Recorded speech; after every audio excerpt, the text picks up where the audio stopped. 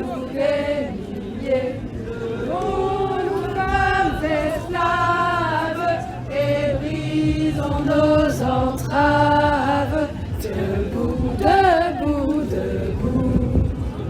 Reconnaissons-nous les femmes, parlons-nous, regardons-nous, ensemble on nous opprimés, les femmes, ensemble révoltons-nous, devant de femmes esclaves.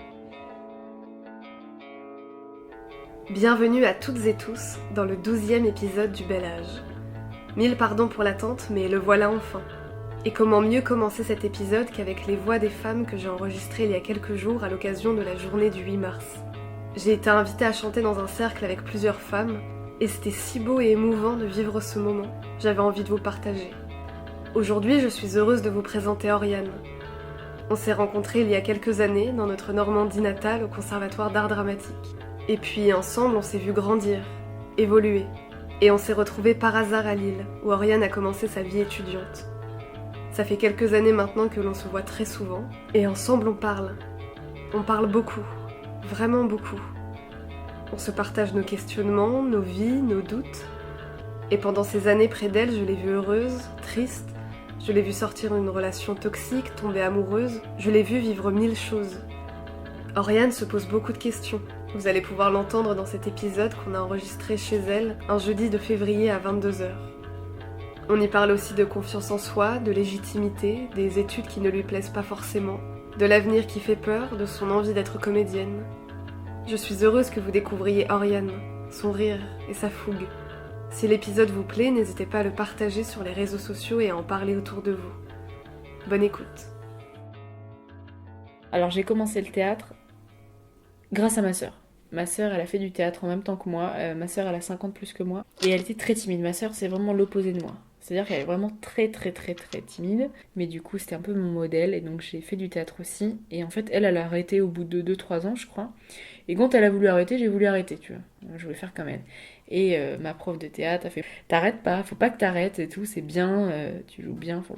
ce qu'elle me disait. Donc, j'ai continué. Et au fur et à mesure que j'ai continué, et bah, je me suis découvert une aisance que j'ai... En fait, j'adorais faire du théâtre. J'adorais. Genre, il y avait une représentation, une restitution au mois de mai.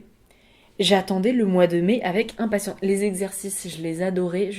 Vraiment, je prenais du plaisir à venir au théâtre. En fait, comme au Conservatoire d'Alençon, j'attendais ces jours avec impatience. C'est-à-dire vraiment, dans la semaine, ce qui me rendait heureuse, c'était d'aller au putain de cours de théâtre. J'avais hâte, quoi. C'était un truc de fou. Et quand on arrivait à la restitution, on se maquillait, il y avait tous les parents, il y avait tous les gens qui nous regardaient, bah, de jouer devant des gens, et qu'après on vient de me dire « Oh, bah, Yann, tu joues trop bien !» J'avais tout ce truc-là, bah, fait que j'adorais ça. Du coup, je me suis dit « Bah ouais, j'ai peut-être un truc, en fait, à creuser là-dedans. » Et en plus, j'adore ça, quoi. Vraiment, j'adore ça. Je kiffe ça. Je kiffe ma mère. Je kiffe. Et donc, voilà, je suis entrée au conservatoire de théâtre. Et je vous ai rencontré, et puis formidable expérience qui n'en finit pas, et voilà quoi. Et en terminale, j'étais en mode, vas-y, tu fais des écoles. En fait, je voulais grave faire des écoles comme ceux du théâtre, et j'étais en mode, vas-y, peut-être, pourquoi pas moi. Mais en même temps, j'étais en mode, non, peut-être que les écoles, je vais en faire plus tard. Et je me suis dit, vas-y, bah, peut-être que j'ai aussi envie de continuer le conservatoire. Comme ça me laisse le temps de réfléchir à comment je veux atteindre l'objectif de être comédienne. Du coup, ce temps-là, je me suis dit, je vais le consacrer à une licence. Comme ça, je fais des études, je rassure mes parents. Parce que, bah, c'est un vrai truc, ça, les parents. C'est un truc de ouf, en fait. Moi, mes parents, ils m'ont toujours laissé... Enfin, je veux dire, mon père, il aime bien dire oh, bah, il y a d'autres parents qui t'auraient pas laissé faire ça, qui t'auraient dit non, tu fais autre chose, c'est pas un métier. Enfin, il aime bien me dire que, bah, lui, il m'a laissé faire le théâtre et tout, alors qu'il savait très bien que c'était compliqué. Mais en même temps, bah, fallait quand même que je les rassure en faisant quelque chose de concret, et donc des études. Et c'est fou parce que la licence...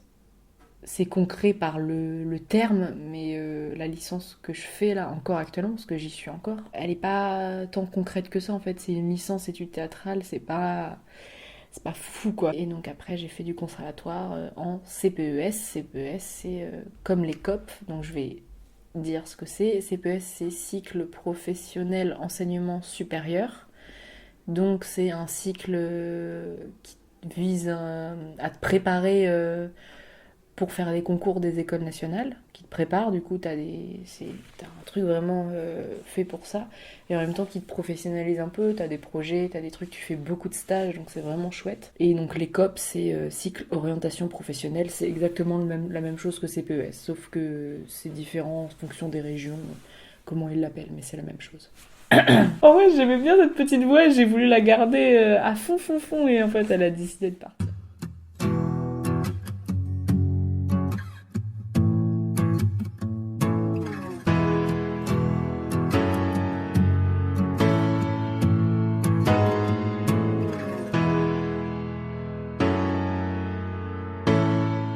Et bah maintenant, ça a vachement évolué. J'ai toujours envie de faire du théâtre à fond.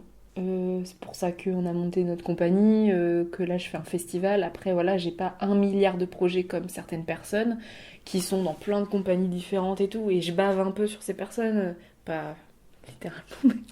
Non mais voilà quoi, genre il y a des personnes qui me donnent envie, et en même temps je me dis bah voilà, eux font ça, et peut-être parce qu'ils devaient faire ça à ce moment-là, peut-être que moi c'est pas mon heure venue, mais c'est peut-être aussi un petit peu une excuse de se dire ah c'est pas mon moment et tout. À un moment donné il faut aussi forcer les choses, c'est juste que moi là, dans l'état actuel des choses, là je viens de terminer le CPES à Tourcoing, ça m'a apporté beaucoup d'expérience. J'ai tenté les écoles, j'en ai pas tenté beaucoup honnêtement, j'en ai tenté que 2. Et les 2 je ne les ai pas eus. Mais en même temps c'était hyper enrichissant quoi de faire des concours, et ça m'a donné envie de en refaire. Cette année j'étais pas trop dans le mood d'école, et peut-être que je me cache, et en même temps je pense pas, juste j'ai eu du mal à accepter le fait de pas forcément avoir envie de faire d'école. Parce que pour moi, quand tu fais du théâtre, surtout quand t'es au conservatoire, on t'apprend, surtout en CPS, on t'apprend à te dire il faut que tu prépares les écoles.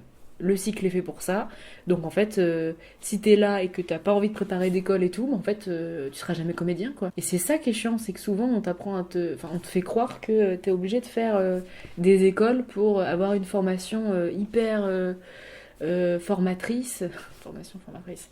Non, mais pour être hyper formée et après à faire tous les castings du monde, quoi. Bah non, ça se passe pas comme ça. Parce que là, tu parles des écoles et tout, donc maintenant, t'as acté le fait que t'avais plus besoin d'école. Pas que j'avais plus besoin d'école, mais en tout cas que là, c'était pas le moment, et que ça servait à rien de forcer, en fait. Là, cette année, déjà en plus, je sors de 3 années de prêt étudiant. Et donc, prêt étudiant que mes parents commencent à rembourser petit à petit et tout, mais du coup, là, j'ai plus d'aide financière, enfin, j'ai plus de prêt. Donc, en fait, là, cette année, je devais travailler. Et donc, travailler à côté de mes études. Et en plus, je suis sortie du conservatoire. Et c'est vrai qu'il faut se dire, le conservatoire, c'est scolaire, en fait. T'es dans une bulle où t'es enfermé, et en même temps, t'es dans un petit cocon, donc c'est bien. Mais en fait, quand tu en sors, tu te rends compte qu'on te tient plus par la main, que si tu veux tenter des concours, bah, c'est à toi de te débrouiller pour faire les trucs, et de te faire tes propres deadlines. Quand tu es au conservatoire, tu as un objectif avec d'autres partenaires qui font aussi les écoles, donc il y a vraiment tout ce truc d'atmosphère de on fait les écoles ensemble, donc chacun y met un peu de soi en mode là on fait nos dossiers, là on se monte nos dossiers, donc il y a tout un truc comme ça. Et c'est pour ça que j'ai l'impression d'être une escroc à ce niveau-là. C'est que j'ai toujours rêvé d'être actrice, d'être comédienne, et en même temps, au moment où je dois peut-être faire une formation et préparer les écoles, j'ai jamais été curieuse au point de m'enseigner à fond par rapport aux écoles et tout. Oui, Paola, je sais qu'elle connaissait tout sur tout par rapport aux écoles depuis le collège ou le lycée, parce que ça, c'est quelque chose qui l'obsédait. Elle savait qu'elle allait faire des écoles. Moi, quelque part, j'étais déjà au conservatoire en seconde, enfin au lycée. Je voyais pas plus loin que la terminale. J'étais en mode c'est bon. En fait, je me rends pas compte à quel point ça passe vite le temps. Et en fait, quand on est au lycée, le temps il est un peu suspendu. T'as pas l'impression qu'il va y avoir une suite après la terminale. Il y a vraiment un truc, tu vois pas plus loin que la terminale parce que aussi t'as pas envie de voir plus loin que la terminale. Genre, t'es bien, t'es au lycée, t'es avec tes potes et t'as pas envie de penser à ton avenir. Et, euh, et enfin, ce genre de truc, c'est marrant parce que j'ai l'impression qu'on nous rabâche toujours l'avenir, l'avenir, l'avenir. Et je sais que c'est important l'avenir, de faire un métier qui te plaît, qui rapporte de l'argent parce que t'as besoin de l'argent pour survivre, blablabli, blablablou. Mais quand t'es au collège, je me souviens, tous les ans à la rentrée, on te demande de faire une petite fiche en écrivant ton nom, ton prénom, les métiers de tes parents, tu sais même pas pourquoi, ça sert à rien de mettre le métier de tes parents, alors tu mets le métier, qu'est-ce que tu veux faire plus tard, super quoi. Enfin, c'est fou quoi de nous demander, mais en même temps, je suis un peu le cul entre deux chaises par rapport à par rapport à ce sujet-là. Je pense quand même que c'est trop tôt pour nous demander ce qu'on a envie de faire. Bien sûr, il y en a qui savent déjà ce qu'ils veulent faire, mais ça fait flipper, quoi. Genre, on n'a pas envie de penser à ça. On est qu'au collège. Ou alors, je sais pas si c'est trop tôt, mais en tout cas, c'est peut-être pas la bonne manière d'amener le truc, tu vois. Et c'est pour ça que là, j'en reviens par rapport à mes parents. Bah, en fait, voilà, faire une licence, quelque part, ça les rassurait eux. Dans ce truc de je fais quelque chose qui te donne un diplôme à la fin. Et quand je pense à la gueule du diplôme que t'as à la fin de ma licence à moi, parce que quelque part, il y a beaucoup de gens qui ont fait ma licence, Paola, toi, Lucie, il y en a énormément que je connais qui ont fait licence études théâtrales, et ça vous a apporté quoi aujourd'hui? En fait, ça me fait chier de me dire que là, je suis à ma 4e année de fac, je ne travaille plus, je travaille pas tellement pour la licence. Je veux juste qu'elle se termine, je fais le strict minimum, et basta quoi. En plus, à côté, je travaille du coup maintenant en animatrice périscolaire, donc ça me demande du temps. Je rate des cours, donc déjà ça rajoute une difficulté. Mais en vrai, la licence, là je le fais pour le faire, pour la finir quoi, pour avoir un truc. Mais c'est fou, je pourrais dire à mes parents, mais vous vous rendez compte que là je suis une licence, vous verrez même pas le bout de papier de votre vie, tellement la licence, elle apporte pas grand chose quand tu fais pas de master. En fait, ça me tue de me dire que t'es obligé de faire plus que ta licence, au moins un master, pour que tes études, elles soient pas valorisées, mais qu'elles servent à quelque chose en fait. Là, tu fais une licence, tu fais 3 ans, bon, euh, je sais pas, c'est pas très utile. Toi, t'as fait des études pour faire plaisir à tes parents ou t'en avais vraiment envie? Je dirais les deux. J'en ai fait pour moi, pour me dire, vas-y, je fais un truc, une licence, machin, une fac. Parce que la fac, je me dis toujours, truc de rencontre, machin, c'est un lieu de rencontre, et t'as quand même des cours. Il y avait aussi un peu ce truc-là de, on sort du lycée, et du coup, la fac, ça me rassurait un peu dans le truc de, je suis pas lâchée dans le grand bain à devoir travailler tout de suite après mes 18 ans. Parce que si j'avais tenté une école, j'aurais pas été sûre à 100% d'être prise dans des écoles. Donc si j'avais pas fait de fac ou quoi, je me serais retrouvée un peu en mode sans rien. La fac, ça me permettait d'avoir un peu un tremplin, tu vois, qui avait un côté un peu rassurant, mais aussi, je pense, un peu plaisir à mes parents. Parce que, bah, mes parents, voilà, quoi, ils ont beau dire que ils me laissent faire du théâtre, qui font pas de contraintes. À côté de ça, derrière, ils te mettent une pression pour... peut-être inconsciente, mais la pression, elle est quand même là de... Bah, fais des études quand même, ça nous rassurerait. Oui, c'est bah, pour les rassurer, en vrai.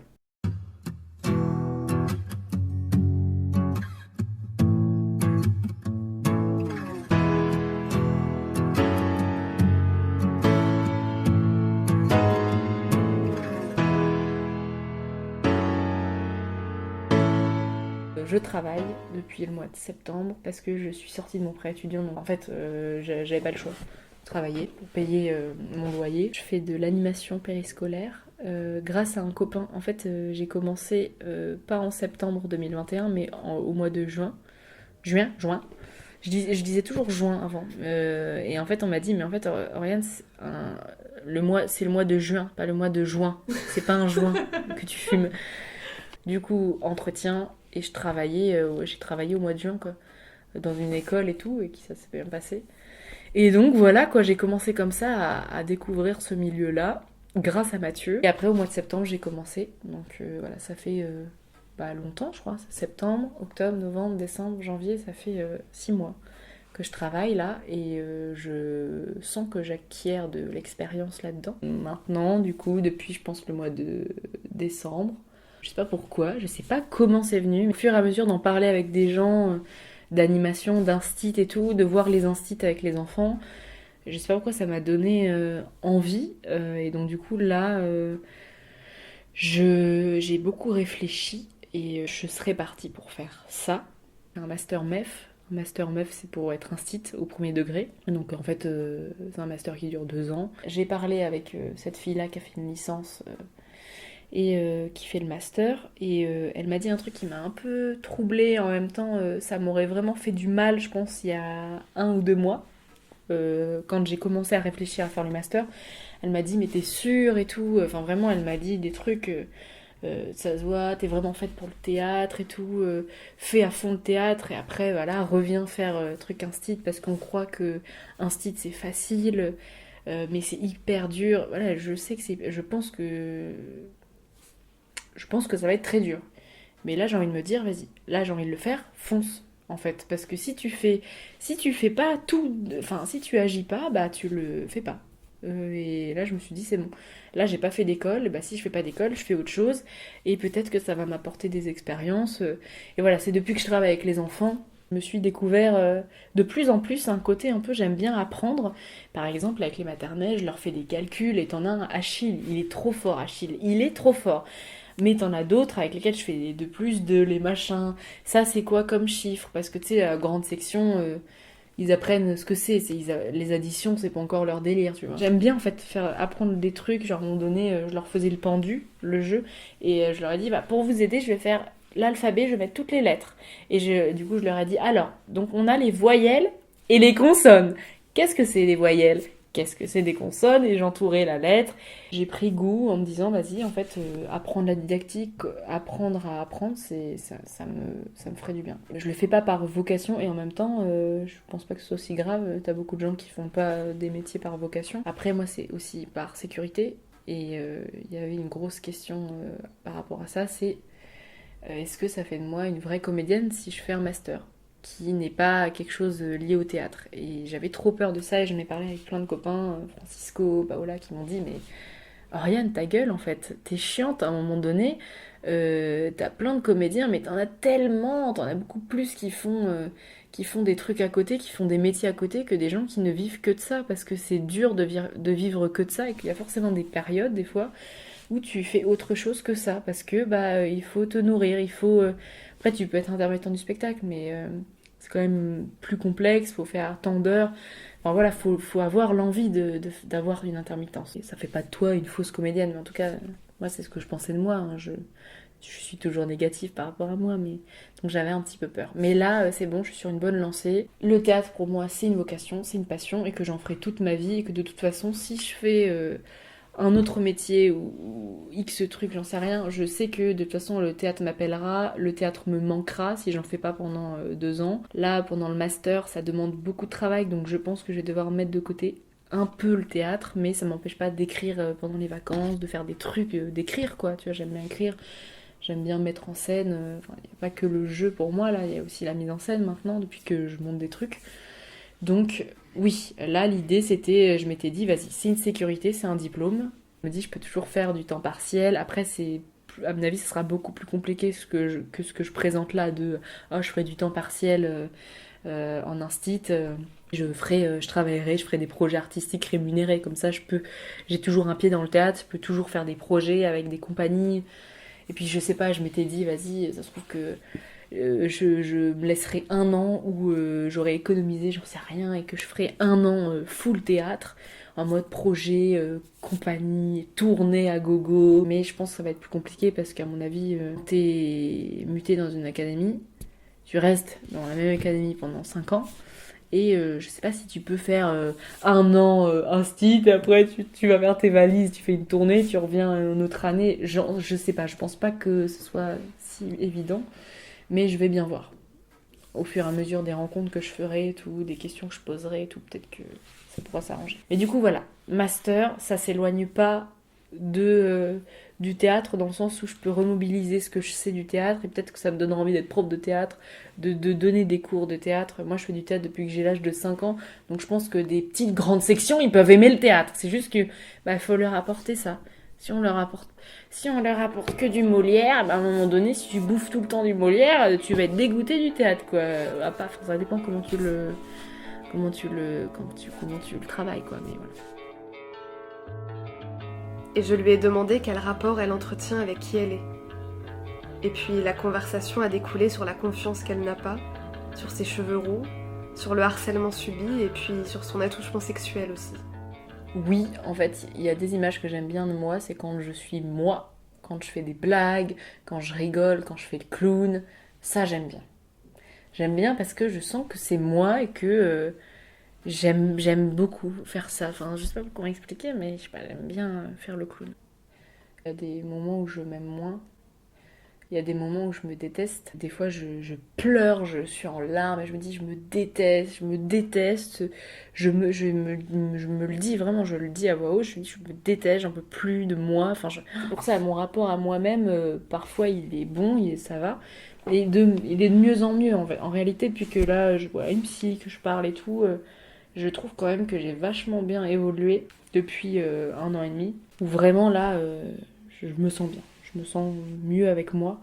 Mais c'est vrai qu'il y a quand même des moments où mon rapport avec moi, par exemple, j'ai du mal à me regarder dans les vidéos. Je me trouve pas belle, en fait. Et ça me renvoie aussi au fait que je m'étais faite la promesse d'être belle, tu vois, un jour, parce que je me trouvais moche au collège. J'étais en vas-y, un jour je serai belle, mais belle genre pour tout le monde, quoi. Et en fait ça me saoule parce que je suis attachée quand même à cette idée-là où j'ai envie que tout le monde me trouve belle. Et c'est chiant en fait. Putain merde, j'ai pas envie de plaire à tout le monde. Je m'en fous s'il y a des gens qui trouvent que je ressemble à un cochon ou à un porc. Mais et des fois je me trouve pas bien dans mon corps, dans ma peau. Ouais, on a tous des jours où on se trouve pas forcément au top, quoi. Mais c'est vrai que je me rabaisse beaucoup et ça... C'est vraiment depuis longtemps, et ça c'est au théâtre pareil, hein, je me rabaissais beaucoup, où je m'arrêtais tout le temps quand je jouais, que je faisais quelque chose, je m'arrêtais pour me juger. Et ça, on m'a engueulé, mais combien de fois, en mode, mais Ariane, putain, c'était bien ce que tu faisais, pourquoi tu t'es arrêtée quand je joue et tout. Du coup, mon rapport à moi, je me rabaisse beaucoup, je m'excuse énormément, je me juge beaucoup. Et donc du coup, bah, j'ai pas beaucoup confiance en moi, en fait. En fait, c'est très fluctuant, quoi. Fluctuant. Oh, je sais plus. J'ai plus envie de me dire ce que c'est fluctuant, on va dire fluctuant. Voilà. Fluctuant. Non, mais voilà, bref. Parfois ça va, parfois ça va pas. C'est horrible parce qu'il y a des fois où ça va. C'est juste que je le dis pas. En fait, c'est juste, je suis quelqu'un qui va noter beaucoup plus les trucs négatifs que les trucs positifs. Parce que bah, j'ai envie de m'améliorer constamment et de tout le temps donner une meilleure version de moi-même, entre guillemets, tu vois. Et du coup, je vais toujours à noter. En fait, c'est aussi cette exigence que j'ai au plateau, que je retrouve beaucoup dans les projets que j'ai montés en tant que metteur en scène. Ce truc-là de perfectionnisme, il y a ce truc de je note tous les trucs qui vont pas. Parce que je sais que c'est à travailler. Bah, je fais exactement la même chose avec moi, c'est-à-dire que tous les trucs que j'aime pas, tous mes complexes, tous les trucs que je fais mal, et bah en fait ça va prendre beaucoup plus de place que les trucs qui vont bien. Mais je te le dis, et ouais, ça va me faire du bien de le dire, mais je sais que j'ai des bonnes capacités, des compétences, et qu'il y a des trucs positifs sur moi. Il y a plein de trucs que je sais faire. Si, je suis hyper physionomiste, ça c'est un truc dont je suis fière. Aussi mes cheveux roux, ça je l'ai déjà dit, ça c'est quelque chose, mes cheveux roux c'est ma fierté. C'est mon combat que j'ai gagné, que je n'assumais pas au collège, ces cheveux je les assumais pas, j'étais un peu harcelée par ça.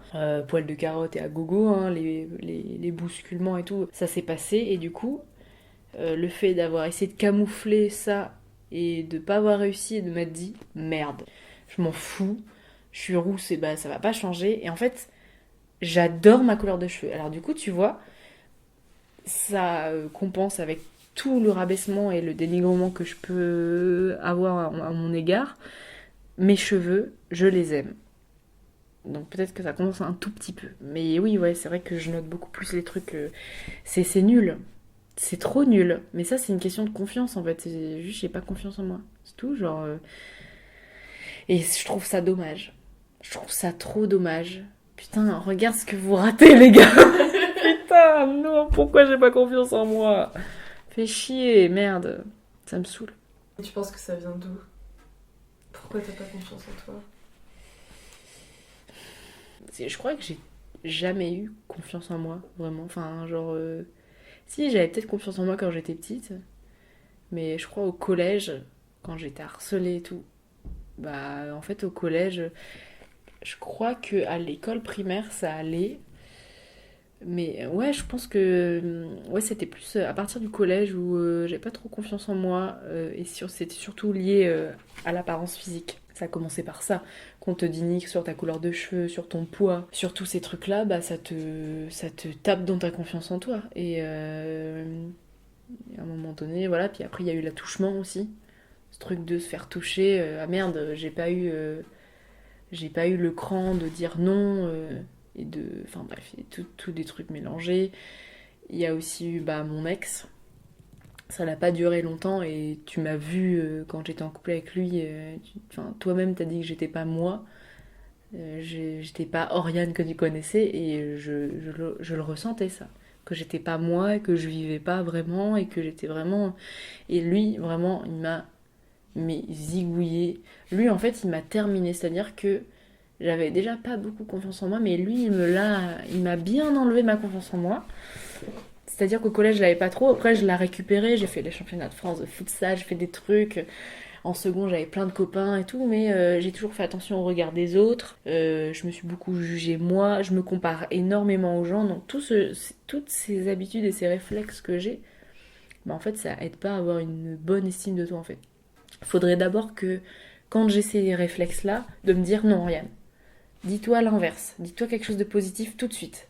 Tu vois, il faudrait déjà que je trouve des exercices par rapport à ces réflexions et ces réflexes que j'ai tout le temps de dénigrement et tout. Comme ça, peut-être que ça changerait ma motivation. Mais honnêtement, là, on parle de confiance et tout.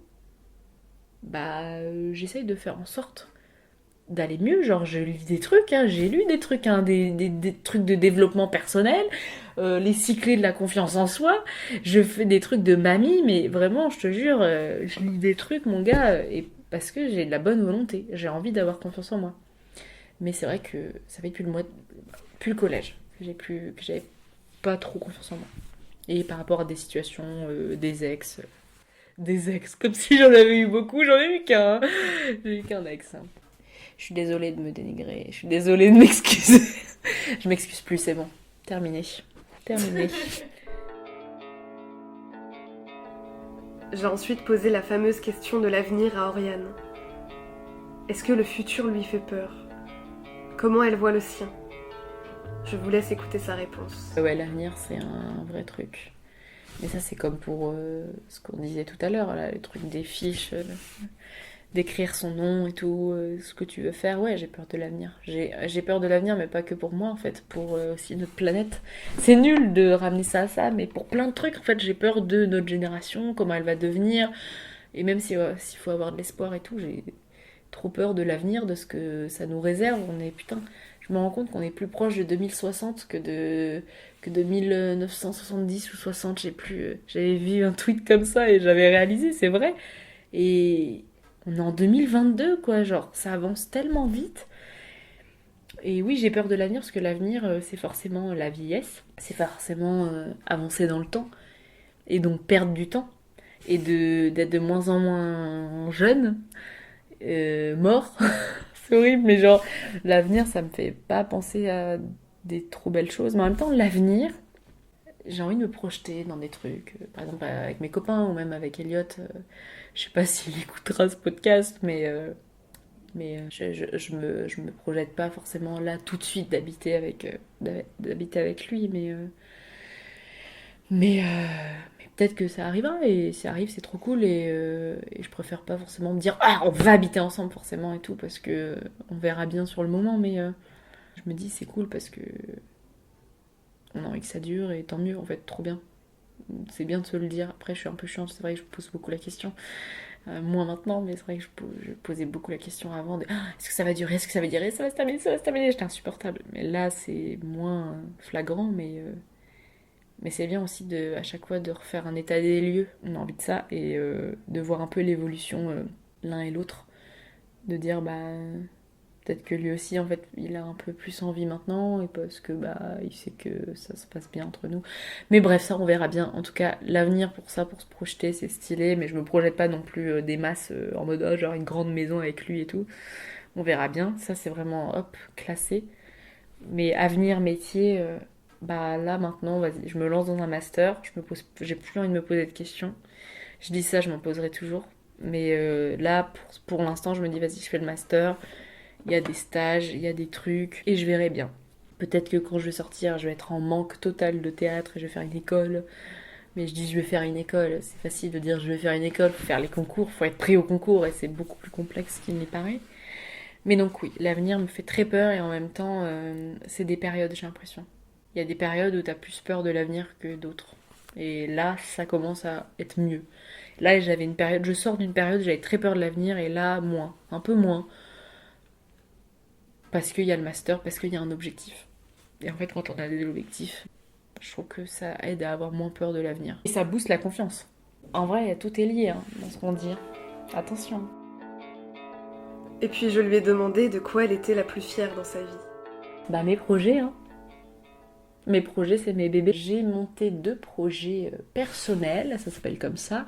En gros, à la fin de chaque cycle au conservatoire, surtout le cycle 3 et le CPES, il faut présenter une fin de cursus, c'est-à-dire pour valider le diplôme, il faut présenter un projet qui doit durer 20 minutes. Donc là, moi, j'avais écrit une pièce de théâtre sur mon attouchement sexuel la première fois pour ma fin de cycle 3. J'ai travaillé beaucoup, beaucoup, beaucoup et j'étais trop contente d'avoir écrit ça. Bref, ça a bien marché, donc ça m'a encouragée vachement sur cette voie-là. Et là, mois de juin 2021,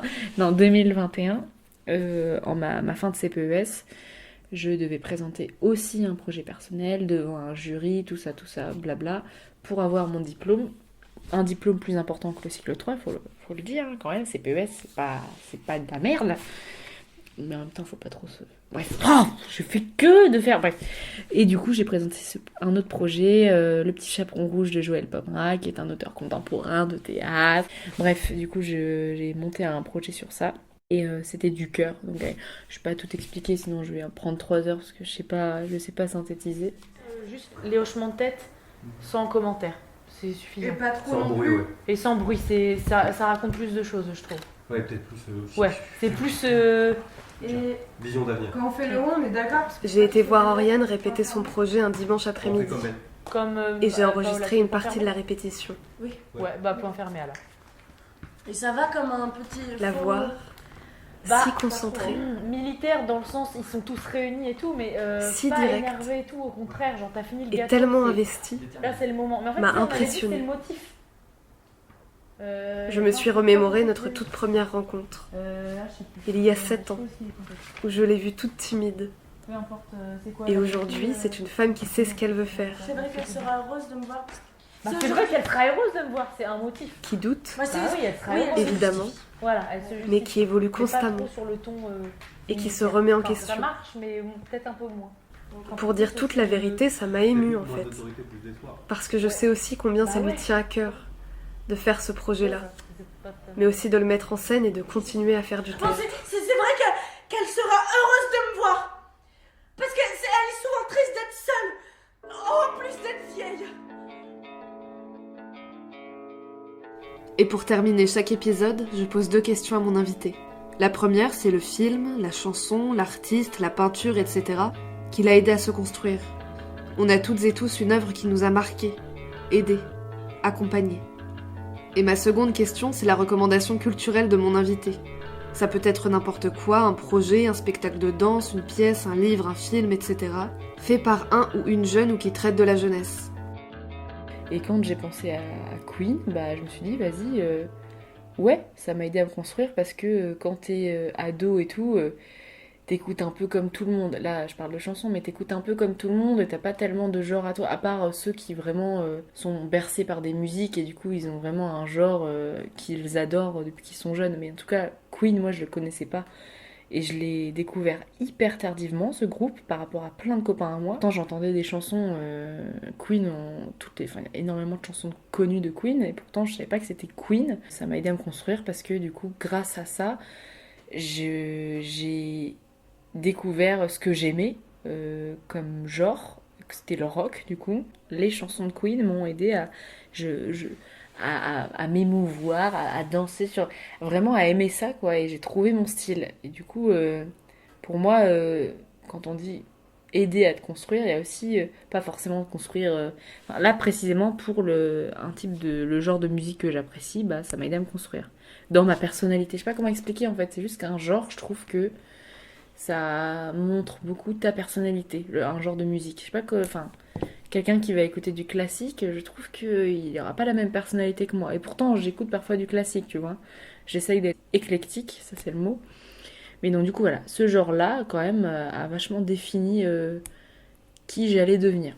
Ce genre de musique et notamment Queen, parce que du coup Queen est Under Pressure, sous pression, qui résonne encore énormément en moi aujourd'hui. Sous pression, c'est toujours ce truc, ce rapport à la pression, je la connais par cœur d'ailleurs. Je voulais juste parler des femmes de Barbe Bleue de Lisa Guez, qui est un spectacle de théâtre que j'ai vu genre vraiment là il y a quelques semaines. Lisa Guez qui est une incroyable metteur en scène et qui a fait l'ENS, enfin qui a fait énormément de trucs, qui a été prof à Lille 3 et qui du coup la monte des spectacles, enfin elle a fait beaucoup de trucs, elle fait un travail remarquable sur plein de points, notamment là c'est que des femmes qui sont dans son spectacle et donc je suis un peu dans cette lancée-là de féministe. Et pour moi, c'est tellement pas une insulte de dire qu'on est féministe, mais j'ai l'impression que pour certaines personnes, dire t'es féministe, c'est... Enfin bref, je sais pas comment expliquer, mais là, dans cette lancée-là, ce spectacle-là a vachement résonné. Et voilà, le fait que ce soit que des femmes, qu'elles soient ravissantes dans leur rôle... Enfin, je sais pas, j'ai pris une claque dans la gueule. Voilà, donc je sais pas s'il passe à Paris ou à d'autres endroits, mais si vous voyez ce spectacle-là, faut aller le voir parce qu'il est vraiment incroyable. C'est sur le mythe de Barbe Bleue et des femmes qui ont été assassinées par Barbe Bleue, et donc on a les fantômes des femmes. Et donc en fait, on a une espèce de solidarité féminine qui est incroyable et qui est folle, quoi. Genre, c'est... Puis même l'espèce de mise en scène, ça m'a aidé à me construire dans le style de théâtre que j'aime. Et en fait, la mise en scène est assez épurée. Et je pense que j'aime vraiment, pas forcément le théâtre pauvre, mais j'aime aussi des mises en scène très fortes, genre Pergine par exemple, qui a des gros trucs, Thomas Joly avec des énormes trucs. J'aime ça aussi, le spectaculaire, mais je crois quand même que j'aime beaucoup le théâtre où il n'y a pas énormément de choses et pourtant ça raconte 1 milliard de trucs. Et que c'est incroyable que tu te prends des claques dans la gueule avec pas grand chose. Que tu fais beaucoup avec rien. Et j'aime bien en fait parce que bah, tu fais avec tes moyens. Et j'ai toujours appris à faire avec mes moyens à moi. Et vu que j'ai pas beaucoup de moyens, bah, j'ai toujours réussi à faire des trucs potables. Donc c'est que c'est possible.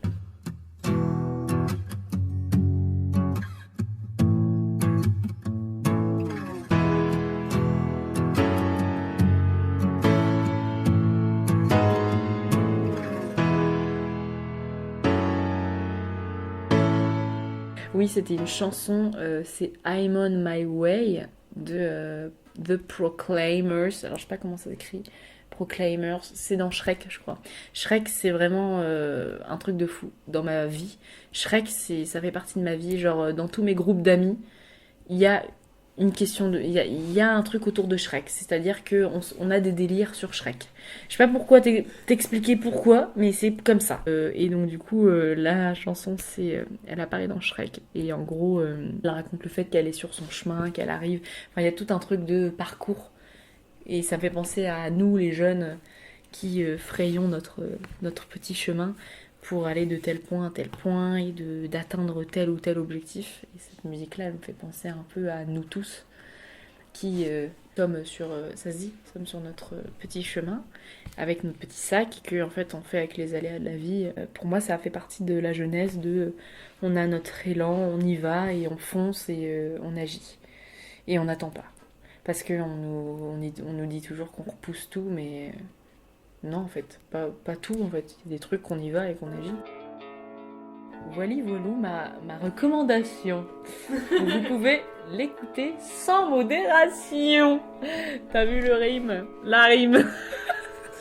Il est tard, hein. Il est très tard. Franchement, soyez vraiment très indulgents. Et voilà, donc c'est la fin de cette radio express. Merci infini à Oriane pour ce moment. Je suis heureuse qu'elle fasse partie de toutes ces femmes et ces hommes qui se racontent dans le bel âge. Si l'épisode vous a plu, n'hésitez pas à en parler autour de vous et à le partager sur les réseaux sociaux. Sur Apple Podcast et Spotify, vous pouvez même mettre 5 étoiles pour soutenir le bel âge.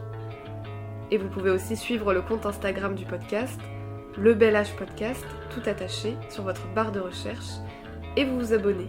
Je partage plein de recos chouettes, alors venez. Et n'hésitez pas non plus à me partager vos ressentis sur les épisodes. Ça me fait toujours plaisir et ça m'encourage à continuer. Alors n'hésitez surtout pas, sur Instagram ou en commentaire sur Apple Podcast ou YouTube. Et puis je tenais à clôturer cet épisode en vous parlant d'un film que j'ai adoré. J'ai eu la chance de le découvrir en juillet au Festival de Cannes, et c'était une séance très particulière. Entre les vagues d'Anaïs Volpe est une ode à l'amitié. Ça parle aussi de cette envie folle d'être actrice et de faire ce que l'on aime. On a fait un truc de fou. Elle nous a vu, elle nous a remarqué. Ce genre de metteur en scène, c'est des ouf. Je sais qu'elle aime ça, je le sens, tu vois. J'ai 27 ans, j'ai dû bosser dans 12 cafés et... Ah oui, 0 film, 0 pièce de théâtre. J'ai toujours voulu être une star. I wanna be a star. Mood star. Il faut plus d'énergie. Je vais voir New York, je vais voir l'amour, là. C'est un film qui va à 100 à l'heure, dans l'urgence de raconter une histoire et la jeunesse qui court après son avenir. Souhaila Yacoub et Deborah Lukumwena, les 2 actrices principales du film, sont époustouflantes. Et je vous encourage vivement à découvrir le travail d'Anaïs Volpe, la réalisatrice. J'ai découvert son cinéma il y a 7 ans quand j'ai vu Eis, son précédent film, qui est toujours resté dans un coin de ma tête. Ce qui me touche infiniment dans ce qu'elle fait, c'est l'ultra-sincérité. Elle prend une caméra et elle filme. Et c'est d'une puissance absolue. Entre les vagues est sorti partout en France depuis le 16 mars et il ne faut pas le louper. Nous, on se retrouve le mois prochain avec un épisode hors série. Ça fait partie des nouveautés de cette saison 2. Le concept ? Un ou une invitée me raconte sa jeunesse passée. J'ai pu enregistrer un épisode avec une femme que j'adore et l'épisode est passionnant. J'ai hâte que vous l'écoutiez. Alors, à bientôt. Prenez soin de vous et des autres.